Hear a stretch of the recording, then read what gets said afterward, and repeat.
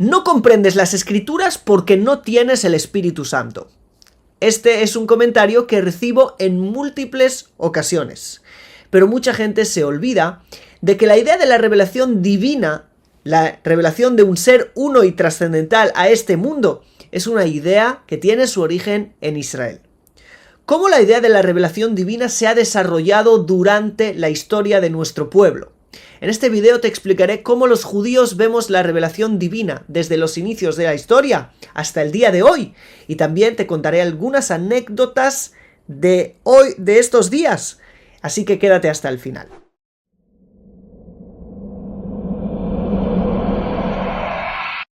Shalom a todos, sean muy bienvenidos a nuestro canal. Me llamo Daniel Chapán y en este canal nos dedicamos a la difusión de conceptos de crecimiento personal y crecimiento espiritual. El día de hoy vamos a hablar de algo muy interesante, que es la revelación divina. Cómo empezó y cómo la vemos durante la historia desarrollarse hasta nuestros días.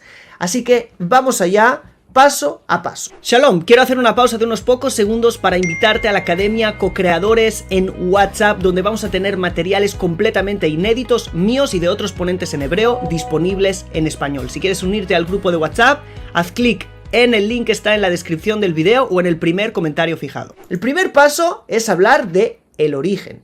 Los inicios de la revelación divina los encontramos en el principio del relato bíblico. Dios se revela a Adán, el primer hombre. Pero aquí hay que hacer una pausa y fijarse en algo muy interesante. En el capítulo 3 del Génesis, en el verso 8, es el primer registro de que el hombre escuchara la voz de Dios. Sí, la primera revelación. ¿Dónde la encontramos?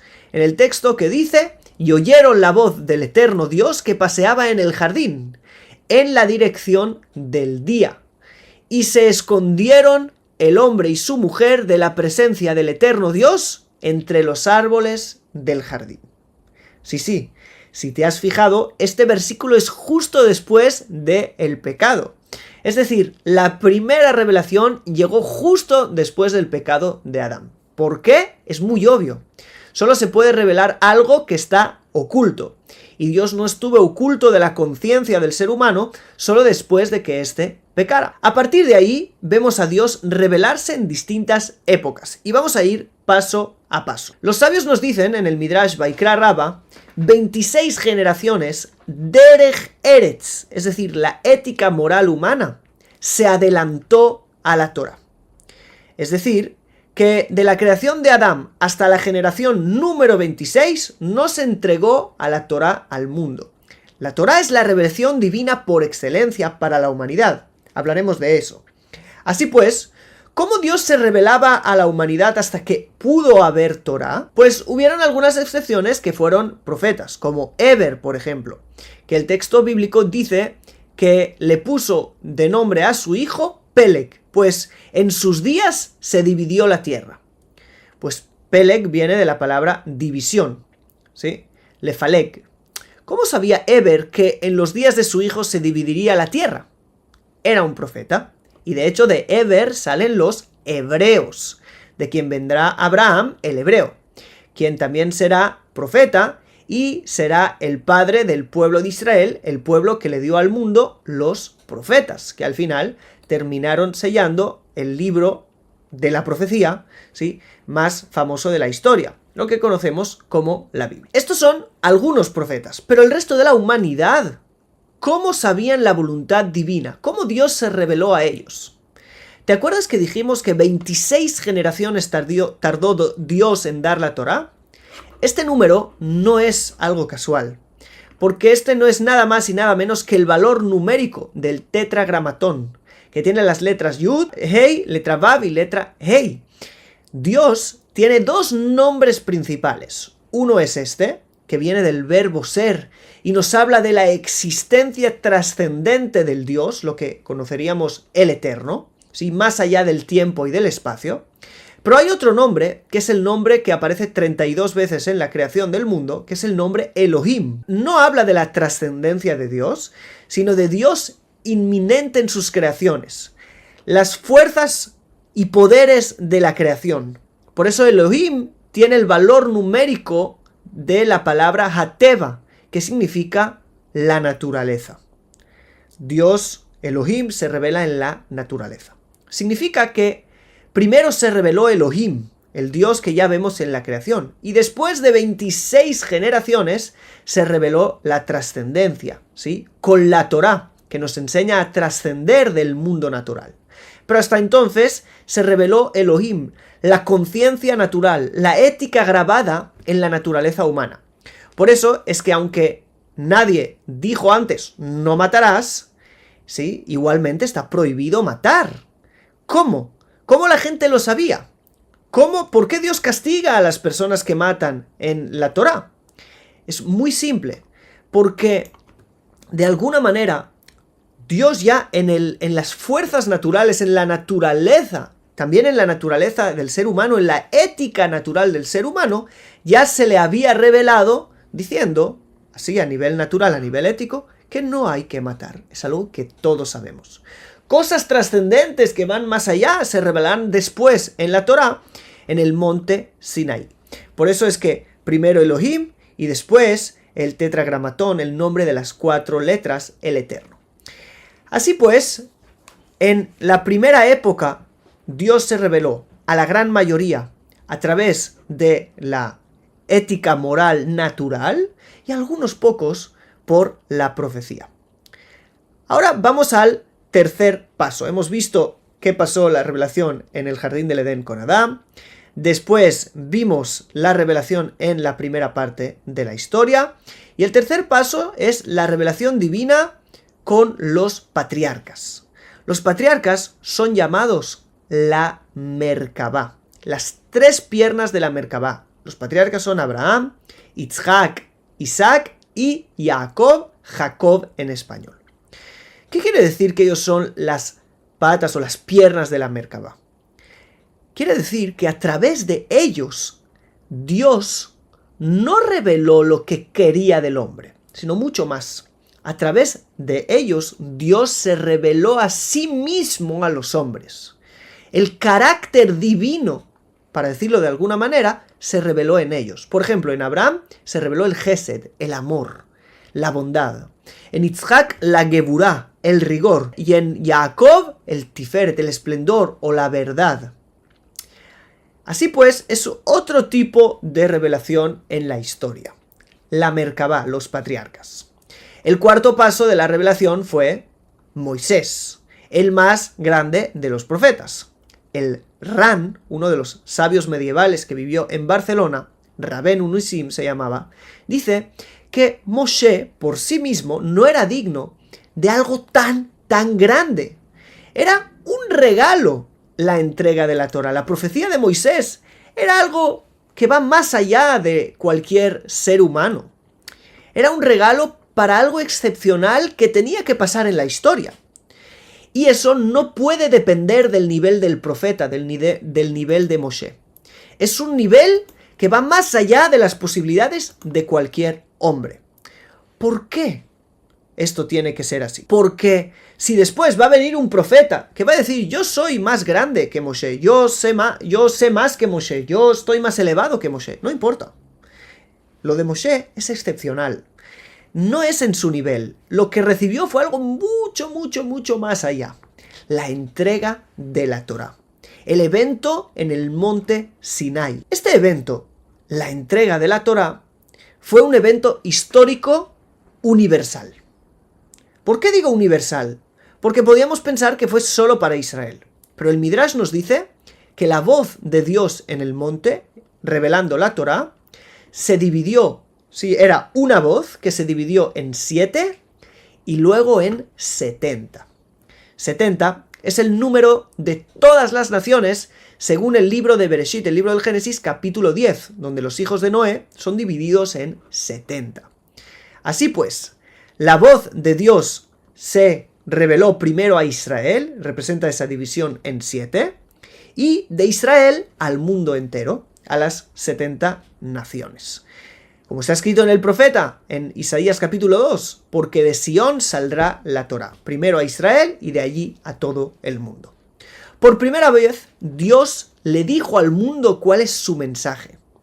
No se lo dijo a uno o a otro, lo dejó claro a toda la humanidad. Si bien le dio también mensajes a nivel nacional a Israel, como por ejemplo las filacterías o lo que llamamos los tefilín o los flecos, que son algo más cultural o nacional. Y ojo, con eso no quiero decir que sea menos divino o menos importante, ¿sí? Pero sí más limitado a Israel. De todos modos hay en la Torá mensajes universales para todas las naciones. Por eso las naciones van a venir y van a decir que de Sion saldrá la Torá.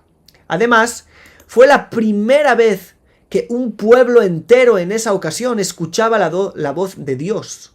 Una revelación multitudinaria, lo que es algo difícil de negar también a nivel histórico, como todo un pueblo se puso de acuerdo para decir que eso existió y ocurrió y no hubo gente que lo desmintió o varios grupos que lo desmintieron en esas épocas. De todas maneras, esta revelación se convirtió en la base de todas las revelaciones que vendrían después. Los profetas de Israel en sus diferentes niveles van a tener diferentes formas de profetizar, pero la Torá es la base.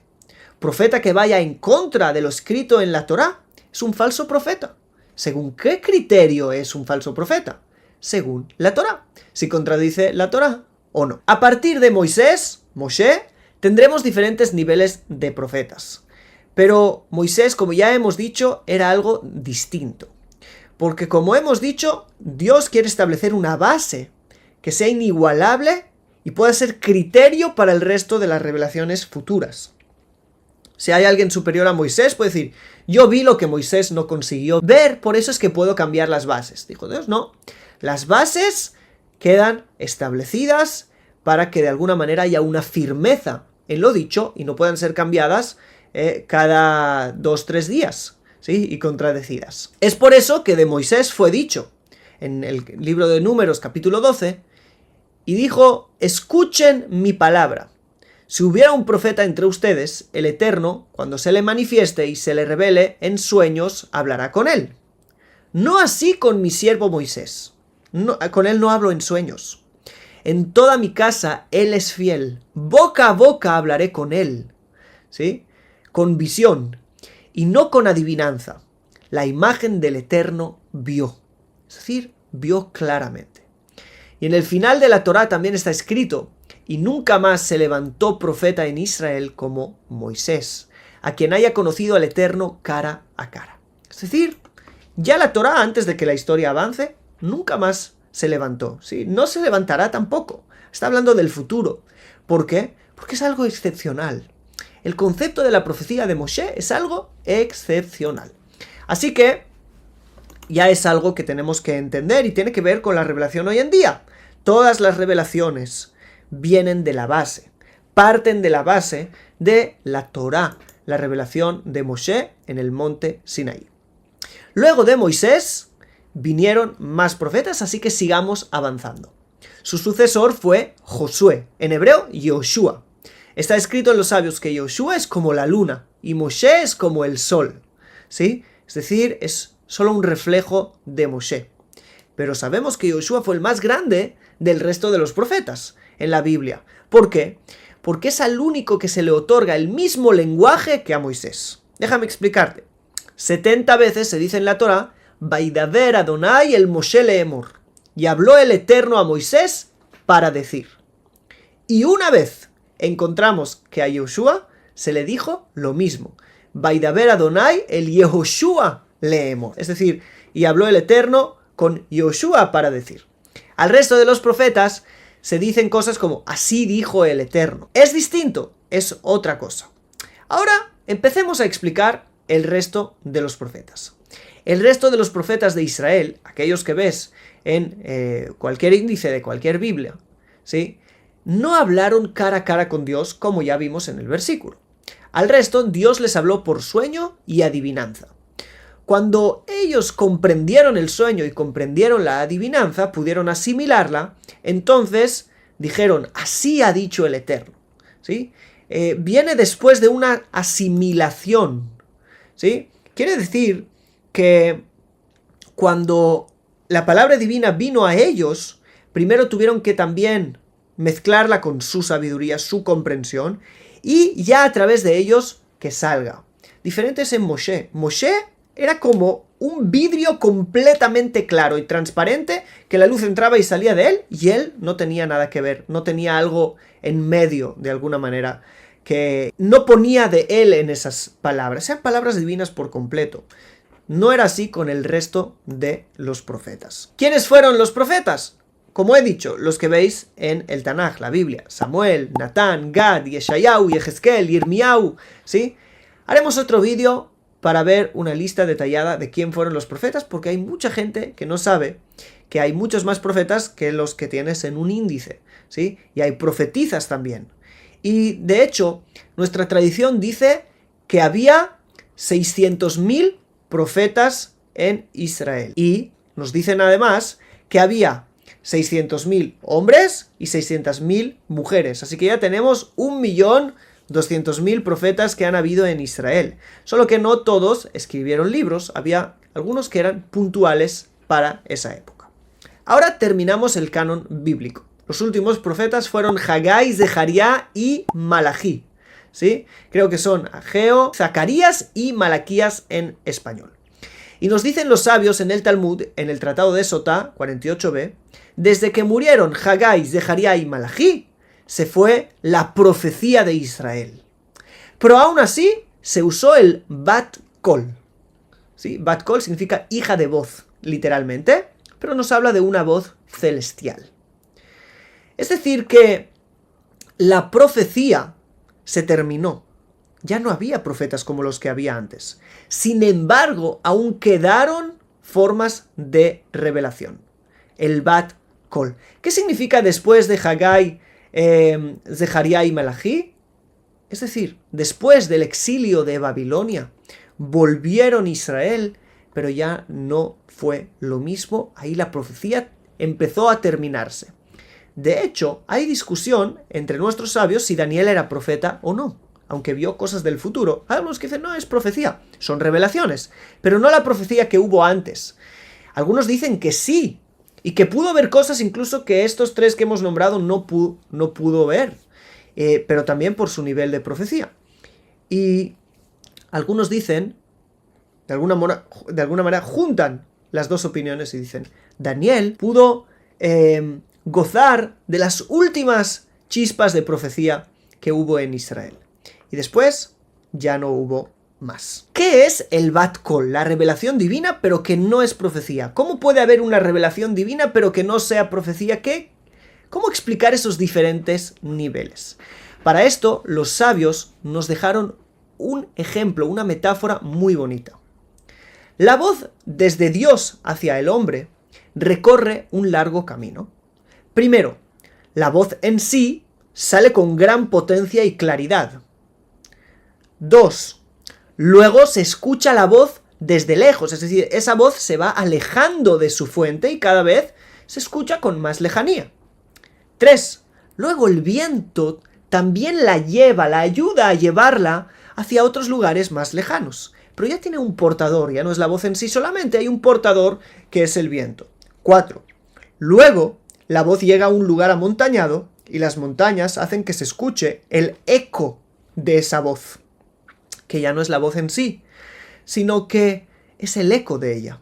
Quiere decir, es una voz que se escucha, pero se escucha ya de manera desfigurada y no clara. ¿Qué significa esto en la realidad? Para que lo entendamos mejor. Primero, 1. La voz con gran potencia y claridad es la profecía de Moshe, que es la más clara, como dice, de boca a boca le hablé. No tuvo un proceso la voz, no, directamente escuchó la voz saliendo de mi boca. 2, que vimos que la voz esta se iba alejando.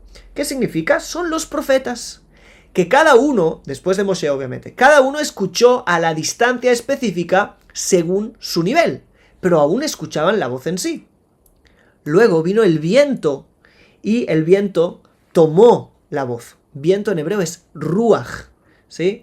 Es un nivel inferior a la profecía que se llama Ruach HaKodesh, ¿sí? Ruach HaKodesh o espíritu de santidad. Y aún se puede considerar como algo muy parecido a la profecía, aunque es un nivel más bajo. Son niveles de revelación. Ahora, ¿qué diferencia hay La diferencia ahí es que esta no viene directo de Dios, sino que tiene un portador, ¿sí? El viento que la porta. Hay una revelación de algo, algo se revela que nos revela la voz. Es como la voz al viento y el viento a nosotros. Y esto quiere decir que a veces hay ángeles que nos portan la voz, o almas que se revelan, o otro tipo de fuerzas que realmente son las que nos están trayendo la voz, pero ya no es la voz en sí, sino que nos la están bajando aquí abajo. Entonces eso ya hace que se pierda la claridad, que se pierda el mensaje, que ya haya mezclas con otras cosas. Por lo tanto, aunque es algo impresionante que a esos niveles, pero ya no es lo mismo, ya no es el mismo nivel de claridad. Después explicaremos qué significa que no es lo mismo. Y luego tenemos el eco, ¿sí? El eco es ese bat kol. No es ni la voz en sí, pero es un desencadenamiento de la voz. Resumen, cuanto menos claro se escucha la voz, más el hombre tendrá que poner su interpretación para completar el mensaje. Cuanto más hombre, menos Dios. Por lo tanto, menos fiable es la revelación, clara y comprensible.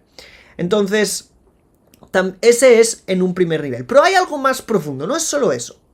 ¿Qué significa que hay una revelación más alta que otra? Al final hay un mensaje. ¿Pasó el mensaje? Pasó. Pero los niveles bajos de revelación son aquellos que tienen que ver con algo muy específico. ¿Sí? Yo le digo a mi vecino que estoy sintiendo que si va a ir por ese camino puede haber algo peligroso. Pero esto es una revelación muy chiquita porque habla de un evento muy específico a nivel histórico. Eso es muy pequeño. Pero cuanto más alta es la revelación, más asuntos viene a revelar. Por ejemplo, los profetas profetizaron algo. Esa profecía, la que profetizaron ellos, no hablaba solo de eso, sino que la profecía de los profetas de verdad. ¿Por qué fue escrita su profecía y la de ese 1.200.000 profetas y profetizas que hubieron no se escribieron? Porque la suya era profecía de verdad. ¿Qué significa? Profecía que esa misma profecía va a valer todas las generaciones hasta el fin de la historia. Yo puedo leer hoy a los profetas y están hablando de mi generación también. Es decir, no hablaron de un evento específico solamente, hablaron de muchos eventos. Todas las profecías se pueden vivir de una u otra manera, de manera parcial también antes, de generación a generación. Lo que llamamos en hebreo ledorot, ¿sí? Por generaciones. Así que es muy importante entender que esas son las diferencias. Alguien puede alcanzar algo tan elevado, ¿sí? Que cuando hable de ese evento, lo hablará de una forma que incluya en su mensaje no solo ese evento, sino el evento que habrá en la generación después, y en la otra, y en la otra, y en la otra, y su palabra será dinámica hasta el final. Eso no lo va a poder alcanzar. Eso es nebuá, eso es un nivel mucho más elevado. Va a poder hablar, sí, tiene el gran nivel de Ruach HaKodesh, sí, de eventos más específicos. Eso no encontramos que se haya terminado, pero hablaremos de eso a continuación. Así pues, para resumir, después de que se terminaron los profetas en la época del segundo templo, nos quedamos con los niveles de Ruach HaKodesh, ¿sí?, más bajos, y Bat Kol. ¿Cuáles son esos niveles? Tenemos varios, pero según lo que hemos dicho, el Ruach HaKodesh se diferencia de la profecía por tener un portador, ¿sí? Y hemos dicho que eso simboliza los diferentes portadores que puedan haber. La revelación se reveló a algo y ese algo nos lo revela a nosotros. Y esos son distintos niveles que vemos en la tradición de Israel. Primero es la revelación del profeta Elías. Eso existe mucho en nuestra tradición, a Elías apareciéndose a diferentes sabios. Ya vemos eso en el Talmud, obviamente en el Midrash, y también vemos eso durante las generaciones, ¿sí?, hasta el día de hoy. Ángeles que se revelen, lo que llamamos Magidim, lo vemos también hasta el día de hoy. Y eso es algo que te quería contar de un amigo mío que toda su vida está ocupado en alcanzar niveles de revelaciones, a lo que él ha dedicado su vida, a estudiar acerca del tema, a intentar llegar a eso acerca del tema. Quizás algún día lo podemos tener en el canal, yo creo que es posible, así que si estáis interesados en conocerle, dejármelo en los comentarios. También vemos en los libros del Arizal, ¿sí?, o en el Zohar, La revelación de almas de mundos superiores, por ejemplo el alma de Moshe, ¿sí? O vemos una parte del Zohar que se llama Ra'aya Mehemna, ¿sí? El pastor fiel. ¿Quién es el pastor fiel? Moshe, ¿ok? Entonces vemos que él se le reveló a Rabbi Shimon Bar Yochai y le reveló cosas. Entonces eso también son niveles de Ruach HaKodesh. O incluso a veces el estudio de la persona, ¿sí? Mi estudio, que se eleva y sirve como base para que ahí se revelen cosas. Después vuelve, ¿sí? Y de repente en mi estudio yo empiezo a comprender un montón de cosas. Son niveles de Ruach HaKodesh.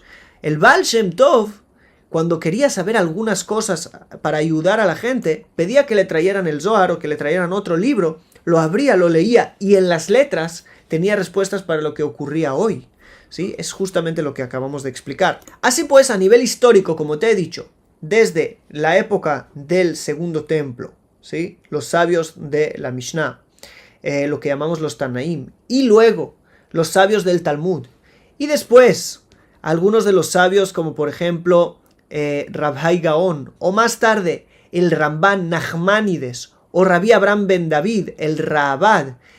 Todos ellos tienen en sus libros diferentes expresiones que vienen a hablar de Ruach HaKodesh. Incluso Rashi, Rabbi Shlomo ben Yitzhak, que dijo: yo solo vine a explicar el sentido literal. En algunas ocasiones escribe literalmente en el Talmud: así me mostraron desde el cielo. Así me lo mostraron, ¿sí?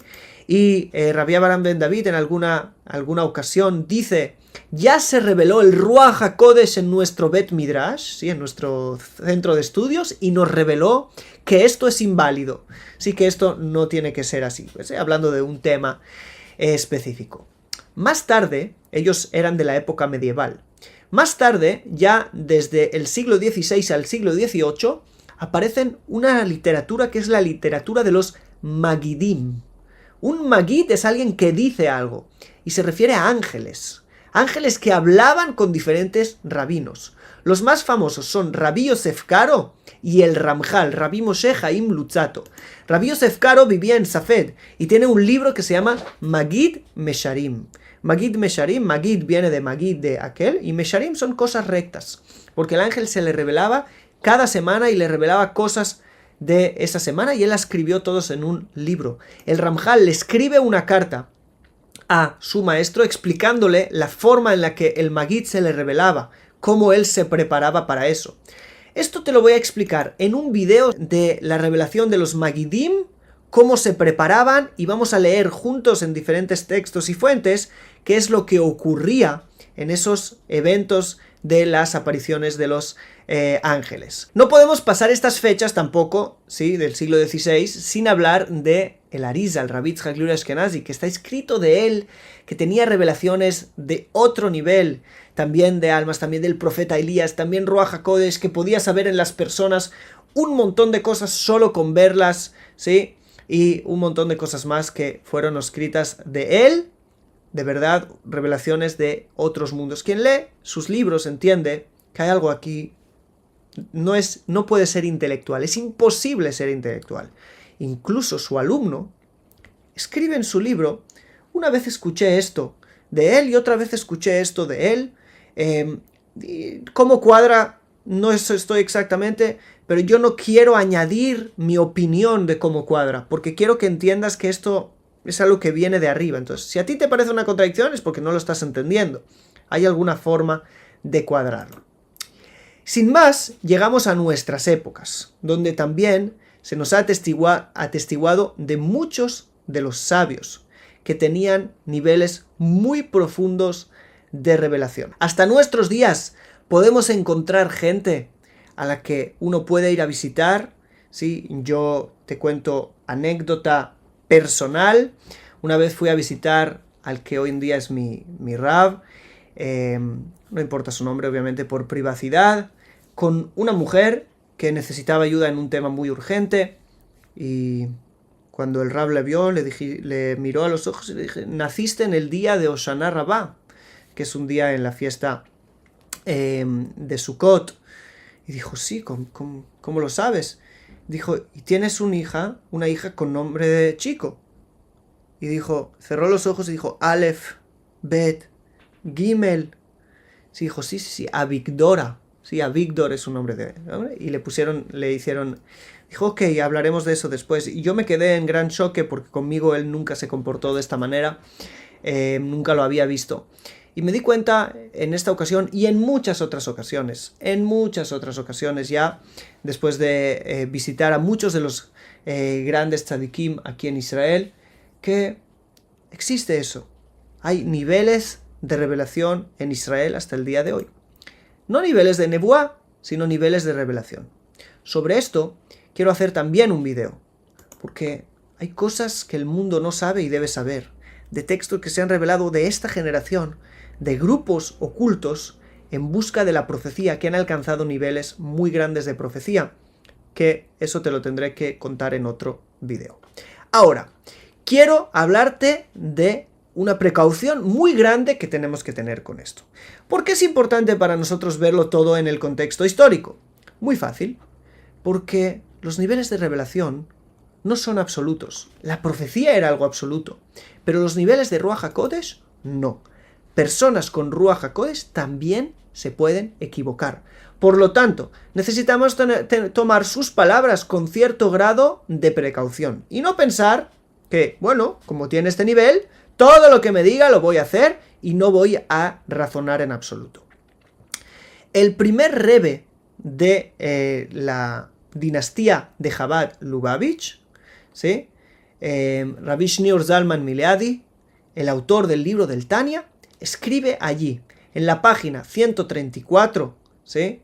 en el capítulo 22 de la parte que se llama Igeret HaKodesh, la costumbre de ir a preguntar al rabino cosas, ¿sí? o al iluminado o al tzadik, cosas de mi vida personal, del día a día, cosas de este mundo. No estoy hablando de Torah o de cosas espirituales, que obviamente que sí, sino cosas del día a día, qué casa comprar, con quién casarme, de ir al rabino a que él me diga y yo hacerlo como un ciego, como si tratara de un gurú.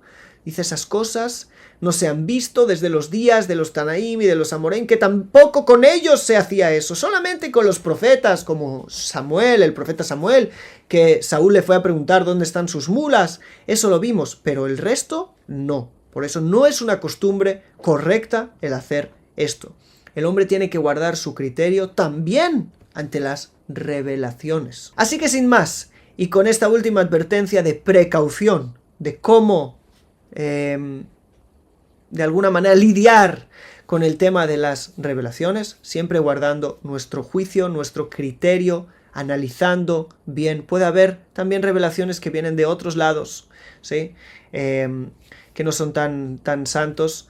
Así que tenemos que tener siempre cuidado, siempre tener clara cuál es la base, cuál es nuestra base, en dónde estamos puestos. Así que es algo muy, muy importante. Y si te ha gustado este video, te invito a que le des like, que me dejes un comentario de qué te parece, cuál es tu opinión al respecto, y nos vemos en los próximos videos. No olvides que te espero en la Academia Co-Creadores en WhatsApp y que tenemos muchísimas cosas nuevas aquí en los comentarios que siempre te dejamos como primicias para que lo sabéis. Like, suscripción si no estás suscrito y nos vemos en el próximo video. Shalom.